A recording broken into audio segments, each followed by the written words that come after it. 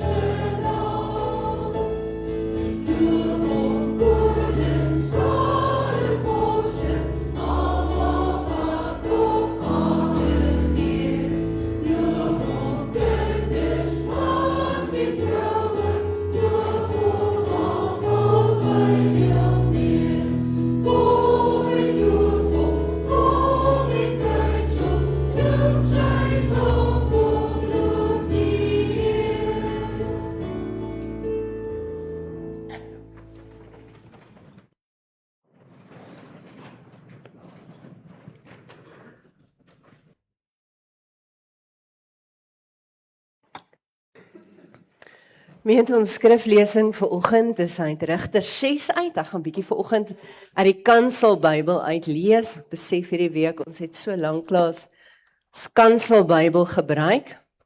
En ek dink soos ons oë al hoe slegter word, gaan ons hom dalk weer meer moet gebruik. Ek lees vir ons vanoggend uit Rigters 6 uit in die grootdruk Bybel wat ek gewoonlik gebruik is op bladsy 265. Die van julle wat saam in julle gewone Bybels gaan volg is min of meer op bladsy 265 van die Ou Testament. Ons gaan saam lees uit Rigters 6 uit, daar vanaf vers 11 tot en met vers 16. Vers 11. Daarna het 'n engel van die Here gaan sit onder die groot boom in Ofra, wat behoort het aan Joas, die Eberisriet. Sy seun Gideon was besig om koring uit te slaan in 'n parskyp, waar hy weggekruip het vir die Midianiete. Die engel van die Here het aan hom verskyn en vir hom gesê: "Die Here is by jou, dapper man." Maar Gideon het vir die engel gesê: "Ekskuus meneer, maar as die Here by ons is, waarom kom al hierdie dinge oor ons? Waar is al sy magtige dade waarvan ons voorvaders ons vertel het, toe hulle gesê het: het die Here ons nie uit Egipte bevry nie? Nou het die Here ons in die steek gelaat. Hy het ons oorgegee in die mag van die Midianiete." Toe het die Here na Gideon toe gedraai en vir hom gesê: "Gaan met die krag wat jy het en gaan red die Israeliete uit die mag van die Midianiete. Toe, ek stuur jou." Maar Gideon sê vir hom: "Ekskuus meneer, waarmee sal ek die Israeliete gaan red? Die familie waaraan ek behoort is die armste in die hele Manasse, en van my pa se kinders het ek die minste aansien." Die Here het hom geantwoord: "Ek is by jou, en jy sal die Midianiete verslaan, asof hulle nie meer as een is nie." Ek lees vir ons vanoggend net tot sover uit die woord van die Here. Gelukkig is elkeen wat hierdie woorde van die Here hoor, dit ook in hulle harte ook bewaar, ook hulle lewens ook daarvolgens inrig. Terwyl ons net so bly sit, kom ons sluit ons oë. Ons troue Hemelse Vader, ons dankie vir hierdie oomblik, dat ons in U teenwoordigheid by mekaar kan wees.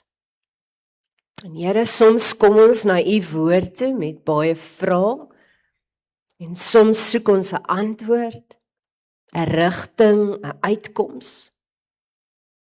Maar help ons vanoggend om nie net te vra wat U vir ons kan doen nie, maar help ons ook om te hoor wat U van ons vra. Maak ons ore oop vir U stem, maak ons harte oop vir U teenwoordigheid. En wanneer U ons vandag op 'n plek ontmoet waar ons bang en onseker en vasgeval voel, gee ons die geloof om te hoor dat U altyd by ons is. Amen. Kom ons sing in aansluiting by die gebed, kom ons sing Psalm 7:8, terwyl ons net so bly sit.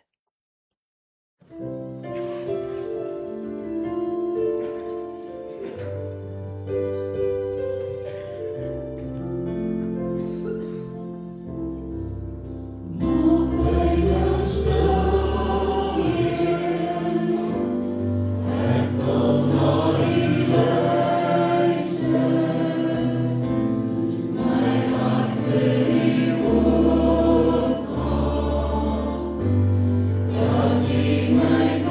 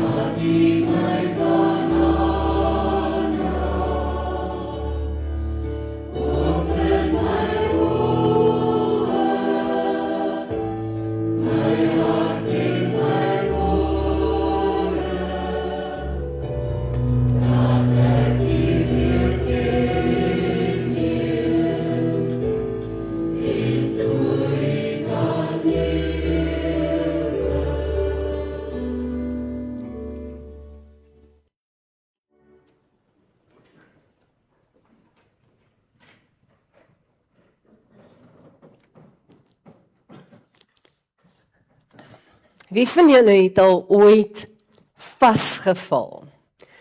Nie net figuurlik gesproke vasgeval nie, maar letterlik vasgeval.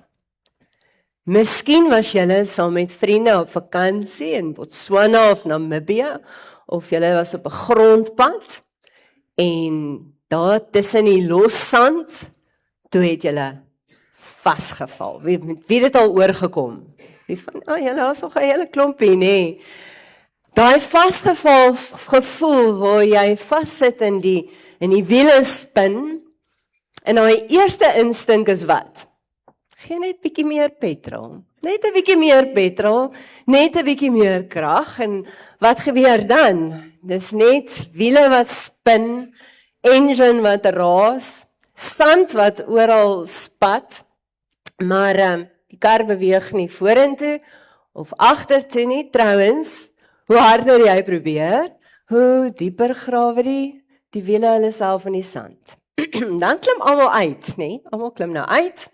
En die een persoon sê, ons moet die wiele afblaas. Die volgende persoon begin takke en klippe bymekaar maak. Die volgende een staan met die hande so in die sye en gee raad. En dan is daar natuurlik altyd ene wat natuurlik sê, ek het julle gesê, ons moenie hierdie pad ry nie. Maar daar sit ons, en ons is vas. Of dalk ken jy 'n ander soort vasgeval. Jy koop 'n bank. Jy het die vertrek gemeet. Jy het die bank gemeet. Jy sien, daai bank gaan perfek in daai vertrek pas. Jy sien hom al daar staan. Die bank word afgelaai. Maar niemand het die voordeur gemeet nie. Niemand het die trap gemeet, die draai waarom die bank moet kom nie, en daar staan julle. Die een sê draai hom, die ander een sê lig hom, die ander een sê nee die kant toe. Jy lig, jy stoot, jy draai, en naderhand is die bank op 'n plek wat hy nie vorentoe of agtertoe gaan nie. Jy kan die bank in die kamer sien, maar jy weet nie hoe gaan jy hom dalk kry nie. Nou goed, ons kan lag. Ons lag wanneer dit 'n motor is, ons lag wanneer dit dalk 'n bank is, maar dis baie minder snaaks wanneer dit in 'n kwessie van in ons lewe gebeur. Wanneer 'n mens miskien baie keer in 'n verhouding vasgevang voel.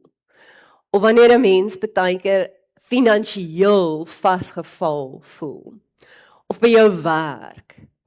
Of selfs geestelik. Baie keer wat 'n mens net daai vasgeval gevoel kry van jy bid vir leiding, jy lees jou Bybel en jy vra vir die Here, hy moet vir jou die pad wys wat jy moet gaan, maar dit voel vir jou of jy net steeds op daai selfde plek is. En dan soms doen ons met ons lewe, wat ons baie keer met die motor in die sand doen, ons gee net 'n bietjie meer petrol.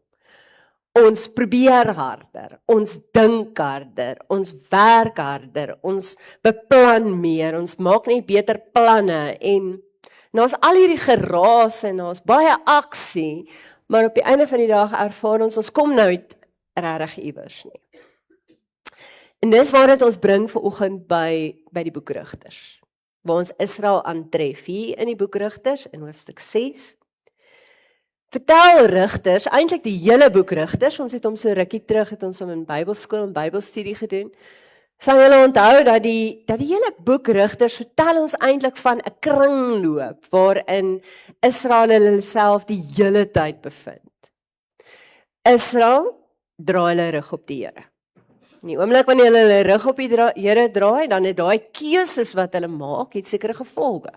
En dan kom daar elke keer 'n vyand in, en daai vyand onderdruk die volk. En dan gaan dit baie sleg met Israel, en wanneer die nood weer so erg is, dan roep Israel nou maar weer vir die Here om hulp, en dan kry die Here hulle nou maar weer jammer, dan stuur hy maar weer 'n volgende rigter oor hulle pad, en hy kom red hulle, en dan gaan dit weer beter vir 'n ruk, daar's vrede, en herhaal die hele kringloop homself net weer van vooraf. En dis waaroor Rigters gaan, die hele kringloop. En as 'n mens Rigters lees, dan dink jy, jette, Hoe is dit dat Israel so dom is? Elke keer dan beland hulle in hierdie selfde bose kringloop. En dit is maklik vir ons om te kritiseer. Totdat ons na ons eie lewe kyk en dink maar, ons is nie veel anders nie. Ons doen maar baie keer dieselfde.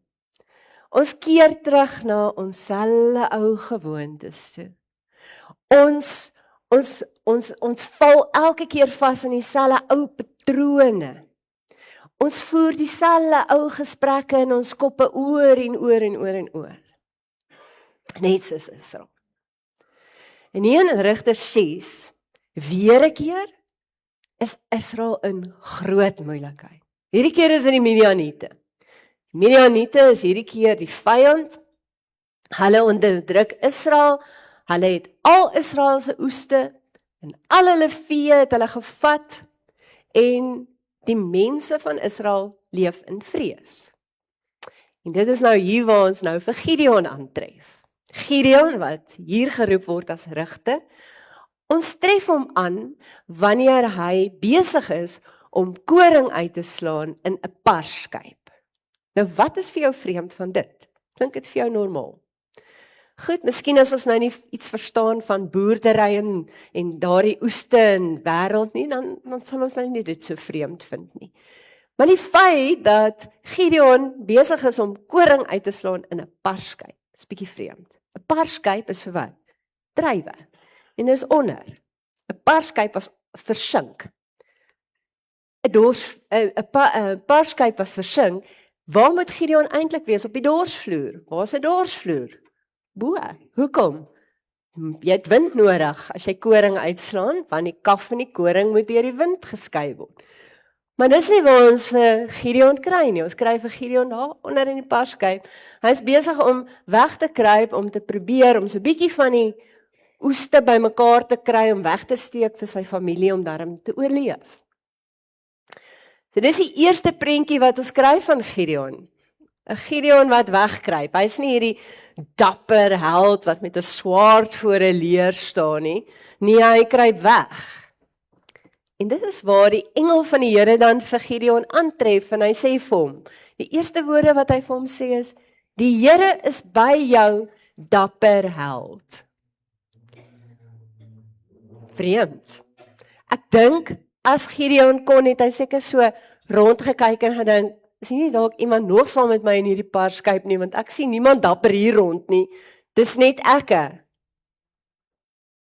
Maar die wonder is dat God sien nie net vir Gideon as hierdie bang figuurtjie nie, hy sien wat Gideon kan wees, as hy op die Here vertrou en toelaat dat die Here hom gebruik. So, weer eens, kyk God verby wie Gideon is op daai oomblik en hy sien, soos wat hy met eintlik almal wat hy gebruik het in die Bybel, elke keer die potensiaal in Gideon sien.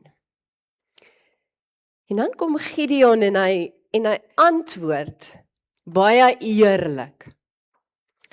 En hy sê min of meer die volgende, hy sê met alle respek, as die Here nou regtig by ons was, dan sou dit nie met ons gegaan het soos dit gaan nie.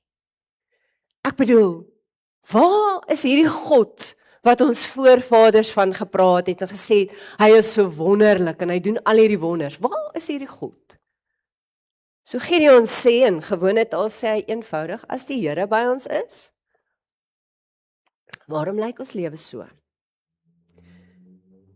Klink bekend, nee.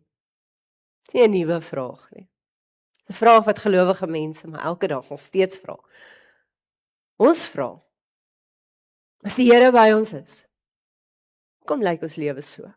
As die Here nou so goed is, soos wat almal sê hy is, hoekom is daar soveel onreg in hierdie wêreld? Soveel misdaad en soveel oorlog en hongersnood en alles wat sleg is. As die Here by ons is, as die Here by my was, hoekom het my huwelik tot 'n einde gekom? As die Here by my is, hoekom elke keer as ek dink ek gaan finansiëel net so 'n bietjie my kop oplig, dan kom daar nog 'n rekening? As die Here by my is, hoekom lees ek bid, ek luister, Ek vra die Here vir leiding, maar nog steeds weet ek nie wat om te doen nie. Nie nuwe vrae nie, ou vrae. En dan is die wonder wanneer die Here met wanneer die Here Gideon antwoord, dan antwoord hy op 'n besondere manier. Hy sê nie vir Gideon, "Hey, met wie dink jy praat jy nie? Wie's God hier en wie's die kind hier nie?" Soos wat ons vir ons kinders sal sê, "Hey, met wie dink jy praat jy?" Nee, God is gemaklik selfs met Gideon se eerlike vrae, soos hy maar met ons in ook is. Net soos wat die Here nie ongemaklik raak wanneer ek en jy so 'n bietjie partykeer 'n emosionele uitbarsting het. Ons kan maar vir die Here partykeer sê, as ons teleurgesteld voel, as ons bang voel, as ons bekommerd is, as ons nie weet wat te kan toe nie, kan ons maar vir hom sê. Maar dan kom die verrassende deel, wanneer Gideon vra, "Waar is God?" Dan antwoord God, hy sê, "Gaan met die krag wat jy het en red Israel uit die mag van Midian. Ek stuur jou." Dit is amper asof God sê, "Gideon, jy vra nou waar is ek? Maar ek kan nou eintlik vir jou vra, waar's jy? Waar was jy nou in hierdie hele storie? Jy het gesien hoe swaar kry Israel, jy het gesien wat die probleem is. Ek sien nie dat jy tot hier toe iets gedoen het nie. Maar wat van as ek jou wil gebruik? Wat van as ek jou wil gebruik om iets daaraan te doen?" En dit is maar so, soms wil ons sê God moet net die situasie in ons lewe verander as ons vra. Ons wil hê God moet baie keer net die probleem in ons lewe as ons gebid het. Ons wil net hy moet dit laat verdwyn. Die sand moet ewe skielik hard word, die bank moet op 'n wonderbaarlike manier om die draai kom. Maar soms sê God, soms is God se antwoord nie om alles onmiddellik net reg te maak. Partykeer wil die Here net vir jou sê, "Goed, staan jy nou op? Ek is by jou. Staan op. Ek is by jou." En dit is die patroon. Dis die patroon wat ons eintlik in die hele Bybel kry, is dat elke keer wanneer God iets gedoen wil hê, dan roep hy iemand. Dan gebruik hy iemand. Hy roep elke keer, hy gaan roep vir Abraham om 'n seun te wees. Hy gaan roep vir Moses om Israel uit Egipte uit te lei. Hy gaan roep vir Joshua om hulle verder te lei. Hy roep elke keer 'n rigter om die volk te lei. Elke keer gebruik hy iemand om sy werk gedoen te kry. En hier stuur hy vir Gideon. En die hoogtepunt van hierdie patroon is wanneer God vir Jesus stuur. Wanneer die mensdom homself bevind op 'n plek waar hy so vasgeval is. Vasgeval in sonde en gebrokenheid. Waaruit ons onsself nooit ooit sou kry nie. Stuur God sy seun. En hy sê, want so lief het God die wêreld gehad, dat hy sy enigste seun gestuur het. Maak nie saak hoe hard ons sou probeer nie. Maak nie saak wat ons se planne ons sou beraam het nie. Ons sou onsself nooit uit daai vasgevalheid van sonde en gebrokenheid kon kry nie. En so kom doen Jesus vir ons wat ons nie vir onsself kon doen nie. Hy kom sterf aan 'n kruis, hy kom staan op uit die dood en hy maak nuwe lewe moontlik. Maar dit eindig nie daar nie. Na Jesus se opstanding het hy vir sy disippels gesê, soos die Vader my gestuur het, so stuur ek nou vir julle. Maar dit eindig ook nie daar nie. Want as ek en jy die Here Jesus volg, dan stuur hy jou en my ook. Ons word ook gestuur. Elke liewe een van ons word gestuur. En ons dink baie keer, as ek gestuur word, dan word ek na 'n ver afgeleë plek toe gestuur. 'n Sendingveld iewers ver buite Suid-Afrika. Nee. Die Here stuur ons sommer net hier. Hy stuur ons sommer net hier, binne in ons eie gesin, in ons eie familie, binne ons eie kerk, ons eie skool, ons eie werkplek, die mense wat elke liewe dag ons pad kruis, stuur die Here ons om 'n verskil te maak. Dit beteken natuurlik nie ons moet almal se probleme vir hulle oplos nie. Ons is nie verlosser nie, Jesus is. Maar dit beteken wel dat ek vir die Here kan vra, my Here, waar kan U my gebruik? Het ek daai hart? Het ek daai gebed op my lippe dat ek vir die Here kan sê, my Here, waar kan U my gebruik? En ek dink ons maak baie keer die Here se wil verskriklik ingewikkeld. Ons maak dit vir onsself verskriklik moeilik. Ons wil baie keer, natuurlik, wil ons die volledige plan uitgespel hê.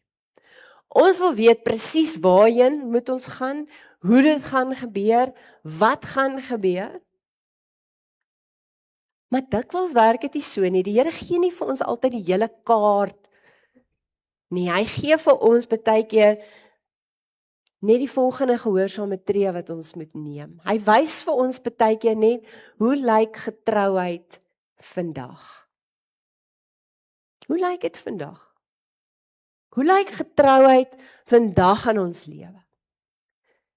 En dit is om die Here lief te hê,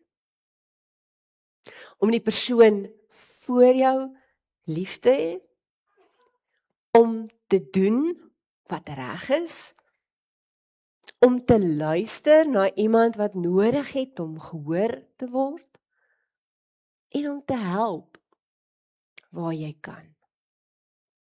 Eintlik baie eenvoudig. Toe nie so vreeslik ingewikkeld soos wat ons gedink het dit is nie.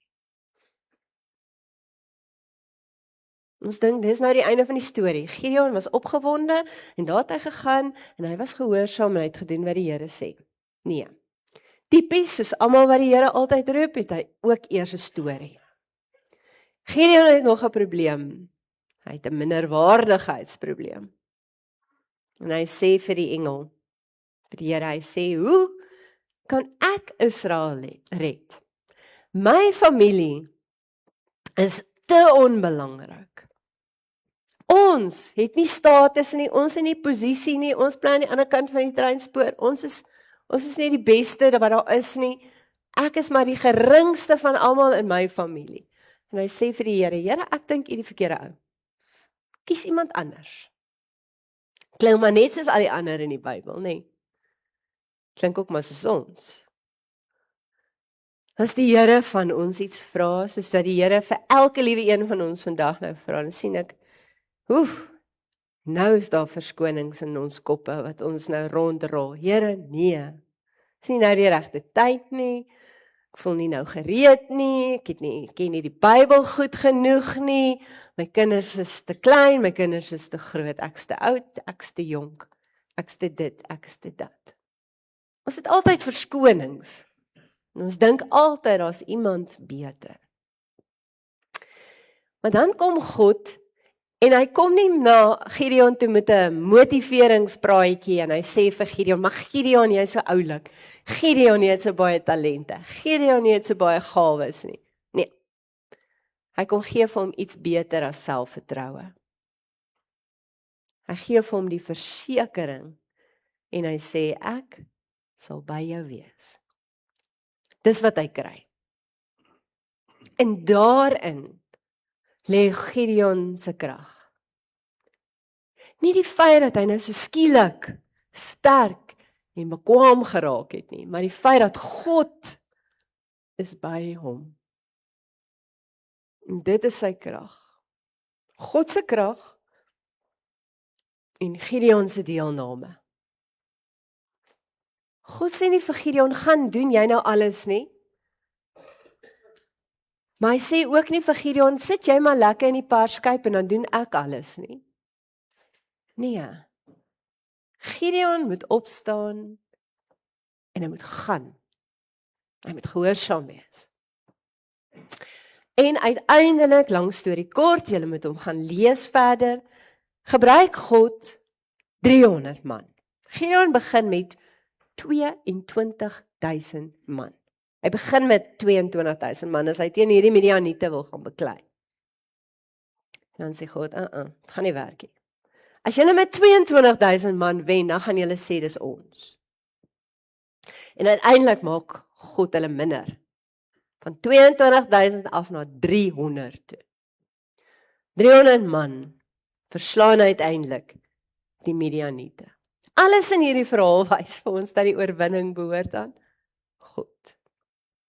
Alles. Dis nie Gideon wat so indrukwekkend nie, is nie. Dis nie die leer wat so sterk is nie, maar dit is God. Dis God wat die oorwinning gee. Maar Gideon was beskikbaar. Dis die verskil. En dit is geloof. Nie om te sit en te wag dat God alles moet doen nie, maar om te beweeg. Om te beweeg en om te waag, omdat jy weet, die Here is by jou. Hierdie verhaal van Gideon bevat egter ook 'n waarskuwing. Want later, in hierdie verhaal, as jy 'n bietjie verder gaan lees, dan vergeet Gideon wie is die hoofkarakter in hierdie storie. Want later begin hy goud bymekaar maak, 'n voorwerp maak wat later die volk dan weer aanbid en hulle val weer in daai bose kringloop. En dit is die gevaar wanneer God ons as mense gebruik as deel van sy plan. Want ons kan later begin vergeet wie uiteindelik die verskil gemaak het. Ons kan vergeet. In die begin van die verhaal het Gideon gedink hy's baie klein en hy's onbelangrik. Maar net so bietjie oorwinning en sukses en toe ewe skielik te dink hy, maar dis ek se man. Die sukses is myne. En die gesonde plek is iewers hier tussenin.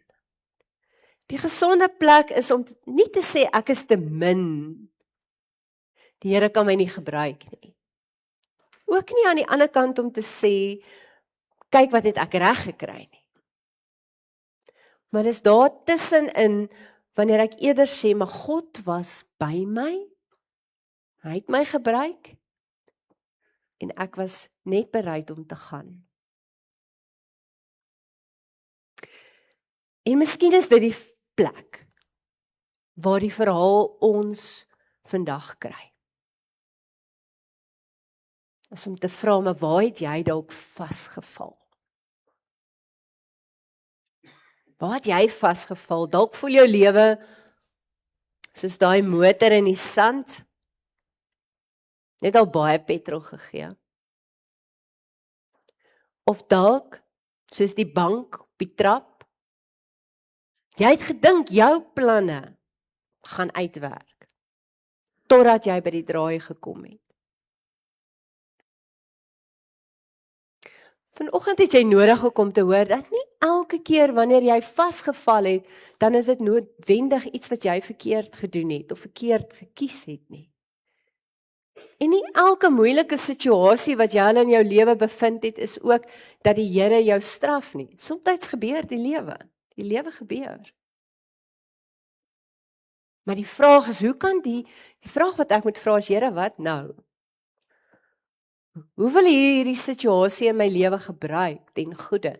Hoe moet ek hieruit kom? Wat moet ek hieruit leer? Hoe groei ek in hierdie situasie? Miskien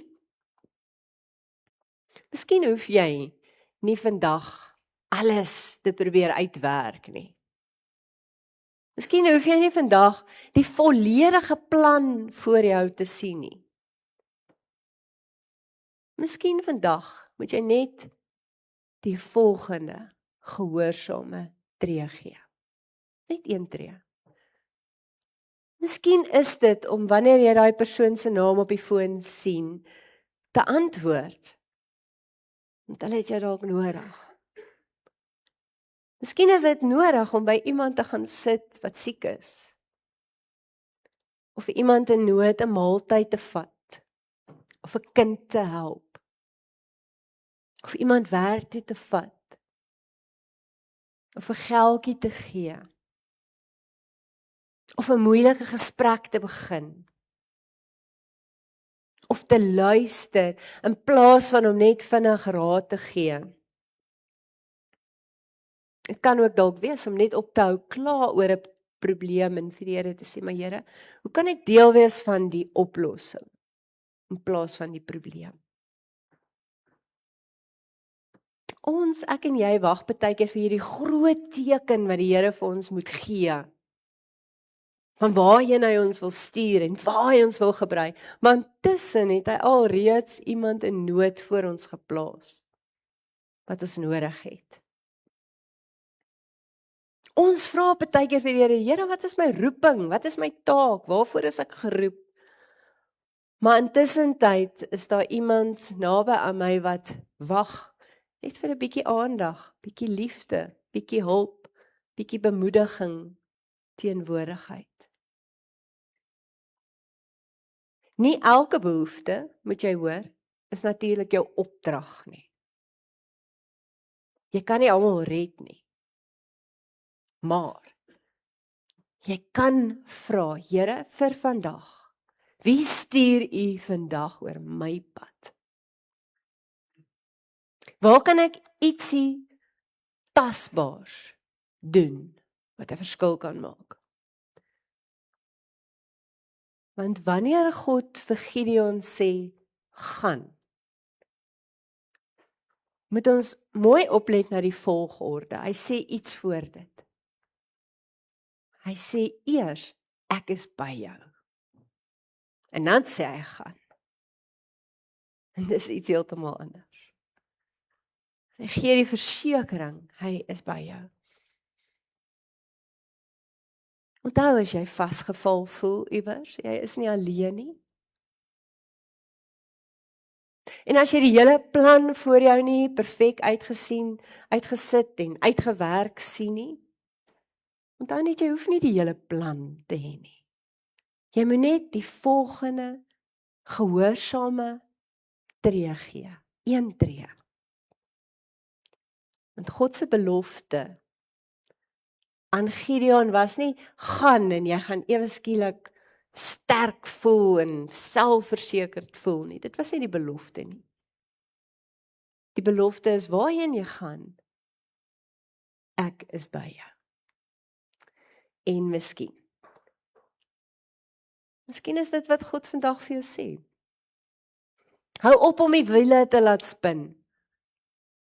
Hou op om te probeer om alles uit te werk.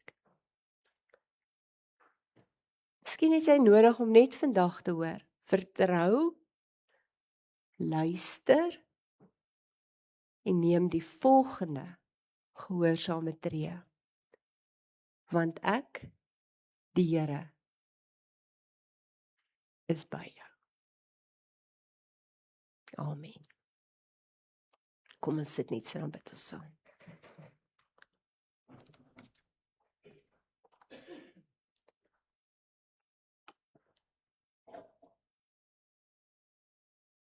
Here, U weet waar elkeen van ons vanoggend vasgeval het. U ken die plekke waarvan niemand anders weet nie. Die bekommernisse wat ons saamdra, die gesprek wat ons uitstel, die besluit waarmee ons worstel, die verhouding waarin ons nie meer weet hoe nie, die gebed wat ons al so lank bid, en die plek waar ons moeg geraak het om te probeer. Ons bely, Here, dat ons dikwels net harder probeer. Ons laat die wiele spin en hoop dat meer moeite uiteindelik die antwoord gaan wees. Maak ons stil genoeg om U te hoor. Wys vir ons wat ons kan los. Wys vir ons waar ons hulp moet aanvaar en wys vir ons waar moet ons wag. En wys vir ons waar U sê staan op en gaan. Ons vra nie dat U vandag vir ons die hele pad moet wys nie. Gee vir ons net genoeg lig vir die volgende tree. En wanneer ons bang is, herinner ons U is by ons. Wanneer ons voel, ons is nie goed genoeg nie, herinner ons, dit is nie ons krag waarop alles rus nie. Wanneer ons nie weet hoe die verhaal gaan eindig nie, help ons om U genoeg te vertrou vir vandag. En gebruik ons, Here, net daar waar ons is, in ons huise, in ons families, in ons werk, in ons gemeente, in die lewe van die persoon wat U oor ons pad stuur. Mag ons altyd onthou dat die verhaal uiteindelik nie gaan oor ons nie, maar oor U. Die God wat roep, die God wat stuur, en die God wat saamgaan. Ons bid dit in Jesus se naam. Amen.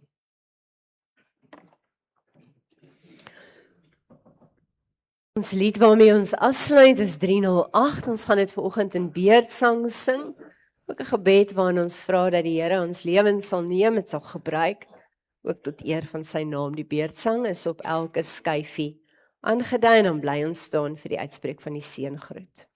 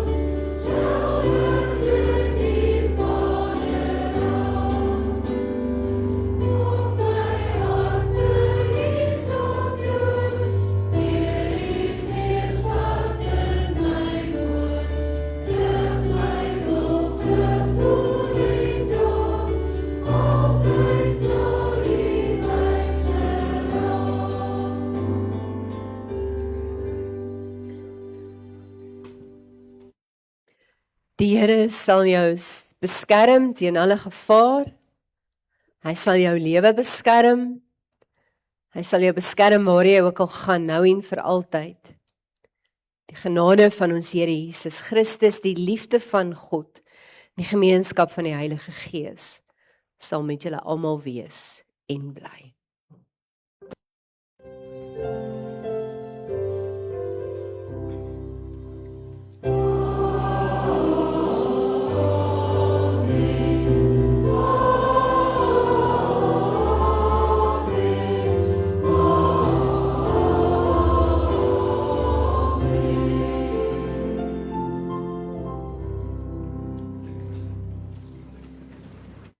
Baie dankie. Ek vra net julle aandag vir 'n paar afkondigings, nie te veel nie. Ons het dit al vroegoggend uitgestuur.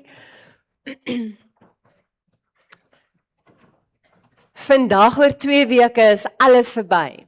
Dan het ons klaar Damersfees en dan is ons baie moeg, hard gewerk. So vandag oor 2 weke. So ons het nog minder as 2 weke om alles in te sit in ons vermoë om weer van ons 23ste Damersfees 'n reuse sukses te maak. As elkeen van ons bydrae maak en ons elkeen 'n verskil maak, gaan ons weer saam hier kan staan en sê, dankie Here, ons was die 300 man en vrou en die sukses en die eer gaan aan die Here.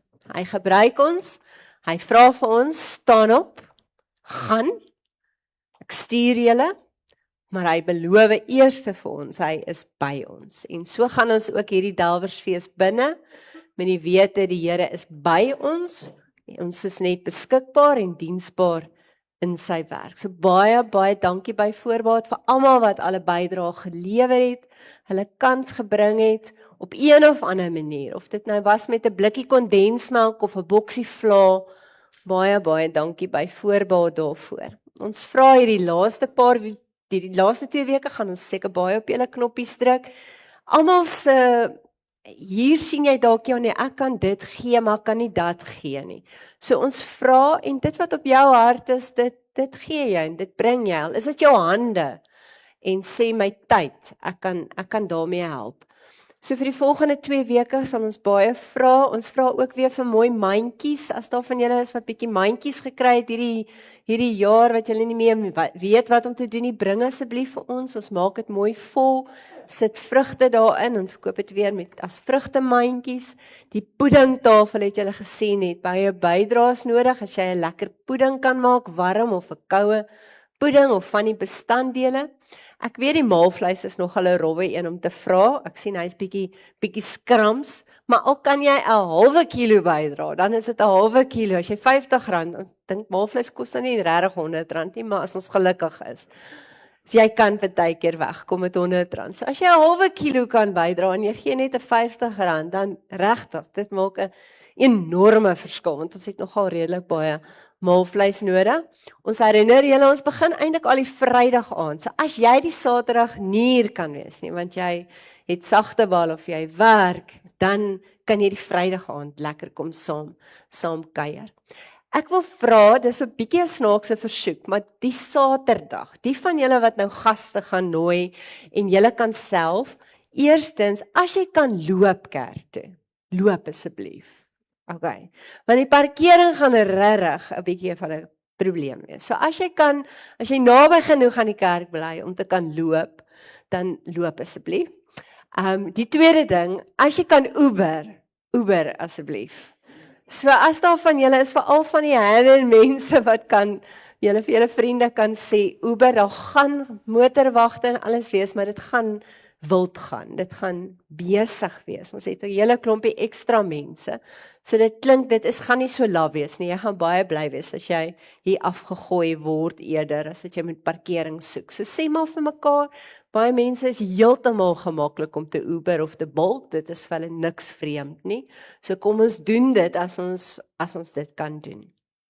Dan gaan Hetty is in die saal vandag, sy het so lank loetjies wat sy verkoop vir 'n pragtige beer, wat maar R2 'n loetjie is vir 'n Samsung Galaxy Fit horlosie, is daar R10 loetjies en dan is daar ook Samsung Buds Core vir R5 'n loetjie en dan is daar ook puddings in die saal, daar's heerlike slaaie, so as jy vanmiddag 'n vleisie gaan braai, is jou slaaie uitgesort en jou pudding is uitgesort. So gaan ondersteun hulle gerus asseblief in die saal. Die res van die afkondigings is op die afkondigings Woensdag aand gaan ons amper ons tweede laaste vergadering hou, so kom maar vir die laaste klompie reëlings. Let asseblief almal op wat siek is, ons doen voorbidding. En dan wil ek graag afsluit, ons het nou baie lank ons voorbidding gedoen vir Frank Andrei. Frank is Vrydag aand hier by 8 uur se koers, is hy oorlede. So ons dink aan Tannie Ita Andrei en Glenn en Joreta Andrei met die afsterwe van oom Frank. Hy was regtig baie siek hierdie jaar, maar dapper, moedig, gelowig het hy elke uitdaging saam met Tannie Ita het hulle aangepak en ons bid vir die Here se vertroosting en sy krag ook in hierdie besonderse tyd waar julle deur diep waters gaan. Mag julle weet ons gebede is met julle. Baie sterkte. Baie dankie gemeente. Kom ons gaan drink tee.